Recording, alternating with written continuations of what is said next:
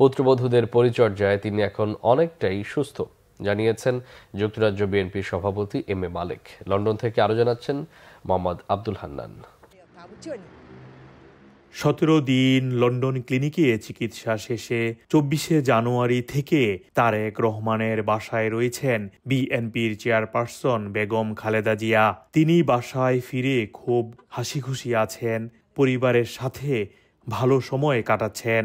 সোমবার 27 জানুয়ারি এশার নামাজের পর পূর্ব লন্ডনের ব্রিকল্যান্ড মসজিদে আরাফাত রহমান কোকোর 10ম মৃত্যুবার্ষিকী উপলক্ষে দোয়া মাহফিলের আয়োজন করেছে আরাফাত রহমান স্মৃতি সংসদ ইউকে। মিলাদ শেষে সাংবাদিকদের সাথে কথা বলেন এম এ মালেক।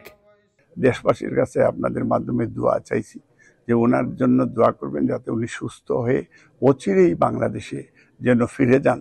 বাংলাদেশের জনগণ ওনাকে দেখতে চায় এবং তারেক রহমানও আশা করছি সুন এজ পসিবল উনিও বাংলাদেশে যাবেন। ছেলে তারেক রহমান, পুত্রবধূ ডাক্তার জুবাইদা রহমানের পাশাপাশি দীর্ঘদিন পর পরিবারের অন্য সদস্যের সাথে সময় কাটানোর সুযোগ পেয়েছেন 3বারের সাবেক প্রধানমন্ত্রী বেগম খালেদা জিয়া। এম এ মালেক বলেন, আমার মনে হয় আমাদের নেত্রী 40 ভাগ সুস্থ হয়ে গেছেন। ওনার কথাবার্তায় হাসি দেখেছি। আজকে উনি ওনার পুত্রবধূদের সাথে, নাতিনদের সাথে, ছেলের সাথে যে সময় কাটাচ্ছেন এটা 40% এখানে উনি ভালো হয়ে গেছে, আর বাকি 60% ডাক্তাররা চেষ্টা করে যাচ্ছেন এবং বাসায় যাওয়ার মানেই হচ্ছে বুঝতেই পারছেন যে much better then before.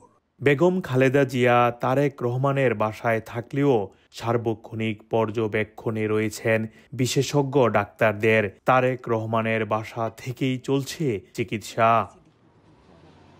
Mohammad Abdul Hannan, Bangla vision, যুক্তরাজ্য।